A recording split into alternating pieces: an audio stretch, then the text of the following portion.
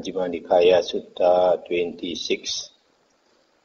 Arya Pariyesana Sutta. Monks, there are these two kinds of search, the noble search and the ignoble search. And what is the ignoble search? Here someone being himself subject to birth seeks what is also subject to birth. Being himself subject to aging, he seeks what is also subject to aging. Being himself subject to sickness, he seeks what is also subject to sickness. Being himself subject to death, he seeks what is also subject to death. Being himself subject to sorrow, he seeks what is also subject to sorrow. Being himself subject to defilement, he seeks what is also subject to defilement. And what may be said to be subject to birth? Wife and children are subject to birth. Men and women slaves, goats and sheep, fowl and pigs, elephants, cattle, horses and mares, gold and silver are subject to birth. Gold and silver means money, are subject to birth. These objects of attachment are subject to birth, and one who is tied to these things, infatuated with them, and utterly committed to them, being himself subject to birth, seeks what is also subject to birth. And what may be said to be subject to aging? Wife and children are subject to aging. Men and women slaves, goats and sheep, fowl and pigs, elephants, cattle, horses and mares, gold and silver are subject to aging. These objects of attachment are subject to aging. And one who is tied to these things, infatuated with them, and utterly committed to them, being himself subject to aging, seeks what is also subject to aging. And what may be said to be subject to sickness? Wife and children are subject to sickness. Men and women slaves, goats and sheep, fowl and pigs, elephants, cattle, horses and mares are subject to sickness. These objects of attachment are subject to sickness. And one who is tied to these things, infatuated with them, and utterly committed to them, being himself subject to sickness, seeks what is also subject to sickness. And what may be said to be subject to death? Wife and children are subject to death. Men and women slaves, goats and sheep, fowl and pigs, elephants, cattle, horses and mares are subject to death.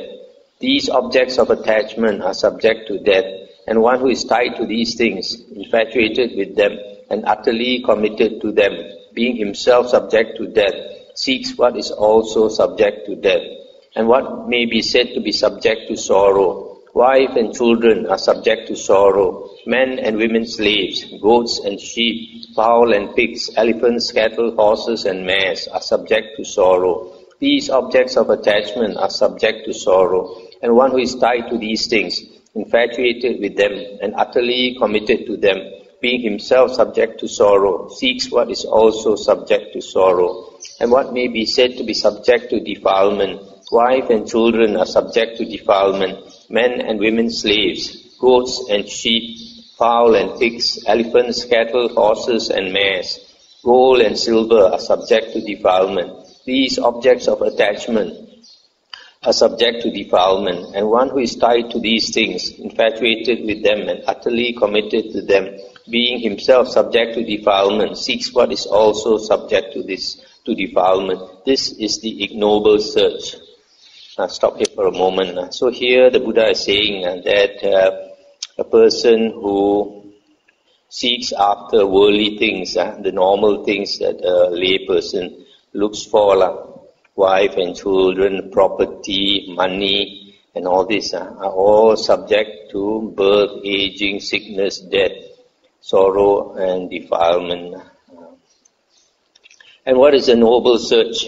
Here someone, being himself subject to birth, having understood the danger in what is subject to birth, seeks the unborn supreme security from bondage, nibbana. Being himself subject to aging, having understood the danger in what is subject to aging, he seeks the unaging supreme security from bondage, nibbana. Being himself subject to sickness, having understood the danger in what is subject to sickness, he seeks the unailing supreme security from bondage, nibbana. Being himself subject to death, having understood the danger in what is subject to death, he seeks the deathless supreme security from bondage, nibbana. Being himself subject to sorrow, having understood the danger in what is subject to sorrow, he seeks the sorrowless supreme security from bondage, nibbana. Being himself subject to defilement, having understood the danger in what is subject to defilement, he seeks the undefiled supreme security from bondage, nibbana. This is the noble search. So here the Buddha says the noble or Aryan search is the search for nibbana. If a person understands the Dhamma, that all worldly things are subject to aging, sickness, death, sorrow, defilement, then he will let go of these things and look for a way out of all these worldly things and look for the supreme security from bondage, which is nibbana. Monks, before my enlightenment, while I was still only an unenlightened bodhisattva, I too, being subject to birth, sought what was also subject to birth. Being myself subject to aging, sickness, death, sorrow and defilement, I sought what was also subject to aging, sickness, death, sorrow and defilement. Then I considered thus, why, being myself subject to birth, do I seek what is also subject to birth? Why, being myself subject to aging, sickness, death, sorrow and defilement, do I seek what is also subject to aging, sickness, death, sorrow and defilement? Suppose that, being myself subject to birth, having understood the danger in what is subject to birth, I seek the unborn supreme security from bondage, nibbana. Suppose that, being myself subject to aging, sickness, death, sorrow and defilement, having understood the danger in what is subject to aging, sickness, death, sorrow and defilement, I seek the unaging, unailing, deathless, sorrowless and undefiled supreme security from bondage.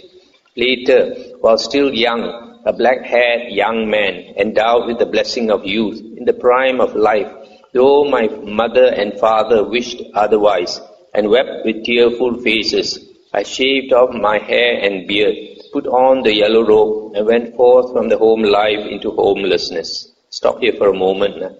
So here you see, in the suttas, the Buddha's in the sutta here, the Buddha says very clearly, in front of his parents, even though his parents were weeping and trying to restrain him from going forth, in front of them, he shaved off his hair and beard and put on the yellow robe and left the home.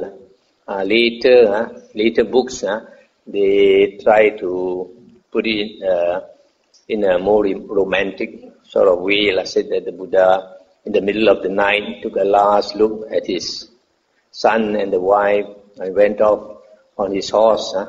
But he didn't go up on his horse, he walked away. Having gone forth, monks, in search of what is wholesome, seeking the supreme state of sublime peace, I went to Alara Kalama and said to him, Friend Kalama, I want to lead the holy life in this Dhamma Vinaya. Dhamma Vinaya is the teaching. Alara Kalama replied, The Venerable One may stay here. This Dhamma is such that a wise man can soon enter upon and abide in it, realizing for himself through direct knowledge his own teacher's doctrine. I soon quickly learned that Dhamma. As far as mere lip reciting and rehearsal of his teaching went, I could speak with knowledge and assurance, and I claimed, I know and see, and there were others who did likewise. I considered, it is not through mere faith alone that Alara Kalama declares, by realizing for myself with direct knowledge, I enter upon and abide in this Dhamma. Certainly, Alara Kalama abides knowing and seeing this Dhamma. Then I went to Alara Kalama and asked him, Friend Kalama, in what way do you declare that by realizing for yourself with direct knowledge, you enter upon and abide in this Dhamma? In reply, he declared the base of nothingness. Let's stop here for a moment. So here, soon after the Buddha went forth, he went to look for meditation teachers. So this first meditation teacher he looked for was Alara Kalama. And this Alara Kalama is a person who had attained the Arupa Jhana, the base of nothingness, which is actually a very high state of meditation. I considered not only Alara Kalama has faith, energy, mindfulness, concentration and wisdom. I too have faith, energy, mindfulness, concentration and wisdom. Suppose I endeavor to realize the Dhamma that Alara Kalama declares he enters upon and abides in by realizing for himself with direct knowledge. I soon quickly entered upon and abided in that Dhamma by realizing for myself with direct knowledge. Then I went to Alara Kalama and asked him, Friend Kalama, is it in this way that you declare that you enter upon and abide in this Dhamma by realizing for yourself with direct knowledge? That is the way, friend. It is in this way, friend, that I also enter upon and abide in this Dhamma by realizing for myself with direct knowledge. And Alara said, it is a gain for us, friend. It is a great gain for us that we have such a venerable one for our companion in the holy life. So the Dhamma that I declare I enter upon and abide in by realizing for myself with direct knowledge is the Dhamma that you enter upon and abide in by realizing for yourself with direct knowledge. And the Dhamma that you enter upon and abide in by realizing for yourself with direct knowledge is the Dhamma that I declare I enter upon and abide in by realizing for myself with direct knowledge. So you know the Dhamma that I know, and I know the Dhamma that you know. As I am, so are you. As you are, so am I. Come, friend, let us lead this community together. Thus Alara Kalama, my teacher, praised me, his pupil, on an equal footing with himself, and awarded me the highest honor. But it occurred to me, this Dhamma does not lead to disenchantment, to dispassion, to cessation, to peace, to direct knowledge, to enlightenment, to Nibbana, but only to reappearance in the base of nothingness. Not being satisfied with that Dhamma, I left it and went away. Stop here for a moment. So here the Buddha, he managed to attain this high meditation state, which his teacher had achieved, this base of nothingness, Rupa Jhana. But because the teacher was not enlightened, the teacher did not have the Buddha Dhamma, did not have the Dhamma that was necessary to attain liberation. So he only had this meditative experience only. So the Buddha, the Bodhisattva, realized that he was not going to get enlightened under this teacher, so he left the teacher. Still in search, monks, of what is wholesome, seeking the supreme state of sublime peace, I went to Uddaka Ramaputta and said to him, Friend, I want to lead the holy life in this Dhamma Vinaya. Uddaka Ramaputta replied, The Venerable One may stay here. This Dhamma is such that a wise man can soon enter upon and abide in it, himself realizing through direct knowledge his own teacher's doctrine. I soon quickly learned that Dhamma. As far as mere lip reciting and rehearsal of his teaching went, I could speak with knowledge and assurance, and I claimed I know and see. But there were others who did likewise. I considered it is not through mere faith alone that Rama declared, by realizing for myself with direct knowledge, I enter and abide in this Dhamma. Certainly Rama abided knowing and seeing this Dhamma. Then I went to Uddaka Ramaputta and asked him, Friend, in what way did Rama declare that by realizing for himself with direct knowledge, he entered upon and abided in this Dhamma? In reply, Uddaka Ramaputta declared the base of neither perception nor non-perception. Stop here for a moment. So this second meditation teacher he went to was also a very good meditator who could attain the base of neither perception nor non-perception, which is the highest Arupa Jhana, very near to the state of cessation of perception and feeling already. So this was the second teacher. I considered not only Rama had faith, energy, mindfulness, concentration and wisdom. I too have faith, energy, mindfulness, concentration and wisdom. Suppose I endeavor to realize the Dhamma that Rama declared he entered upon and abided in by realizing for himself with direct knowledge. Let's stop here for a moment. These 5 things are called the 5 faculties, faith, energy, mindfulness and concentration and wisdom. I soon quickly entered upon and abided in that Dhamma by realizing for myself with direct knowledge. Then I went to Uddaka Ramaputta and asked him, "Friend, was it in this way that Rama declared that he entered upon and abided in this Dhamma by realizing for himself with direct knowledge?" "That is the way, friend." "It is in this way, friend, that I also enter upon and abide in this Dhamma by realizing for myself with direct knowledge." And Rama said, "It is a gain for us, friend. It is a great gain for us that we have such a venerable one for our companion in the holy life."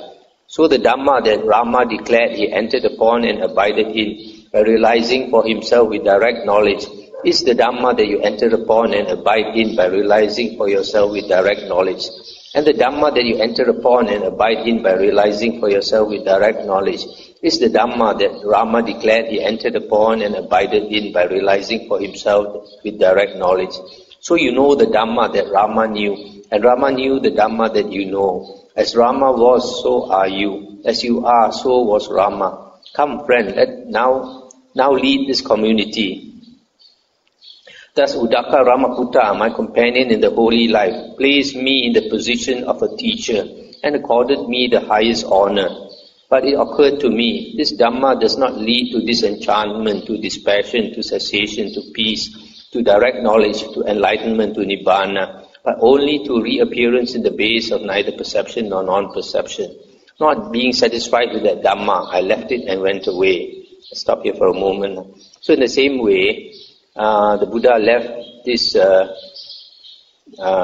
Rama, Uddaka Ramaputta, because his teaching did not lead to liberation or enlightenment.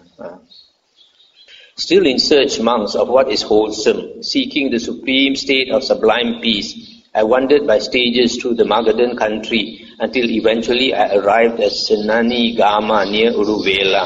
There I saw an agreeable piece of ground, a delightful grove with a clear flowing river with pleasant smooth banks and nearby a village for alms resort. I considered, this is an agreeable piece of ground. This is a delightful grove with a clear flowing river with pleasant smooth banks and nearby a village for alms resort. This will serve for the striving of a clansman intent on striving. And I sat down there thinking, this will serve for striving. Let's stop here for a moment. So here actually the Buddha is talking about the last part of his struggle. After 6 years, after he left the two meditation teachers, he practiced various types of unbeneficial ascetic practices for which he suffered a lot. Eating particular types of food, going naked, fasting, eating less and less, going to all kinds of extremes. All these are mentioned, I think, in the Majjhima Nikaya Sutta number 12. So it was after 6 years, finally he came to this place near Uruvela. Then monks, being myself subject to birth, having understood the danger in what is subject to birth, seeking the seeking the unborn supreme security from bondage, Nibbana, I attained the unborn supreme security from bondage, Nibbana. Being myself subject to aging, having understood the danger in what is subject to aging, seeking the unaging supreme security from bondage, Nibbana, I attained the unaging supreme security from bondage, Nibbana. Being myself subject to sickness, having understood the danger in what is subject to sickness, seeking the unailing supreme security from bondage, Nibbana, I attained the unailing supreme security from bondage, Nibbana. Being myself subject to death, having understood the danger in what is subject to death, seeking the deathless supreme security from bondage, Nibbana, I attained the deathless supreme security from bondage, Nibbana. Being myself subject to sorrow, having understood the danger in what is subject to sorrow, seeking the sorrowless supreme security from bondage, Nibbana, I attained the sorrowless supreme security from bondage, Nibbana. Being myself subject to defilement, having understood the danger in what is subject to defilement, seeking the undefiled supreme security from bondage, Nibbana, I attained the undefiled supreme security from bondage, Nibbana. The knowledge and vision arose in me. My deliverance is unshakable. This is my last birth. Now there is no renewal of being. So here the Buddha says he became enlightened in this place.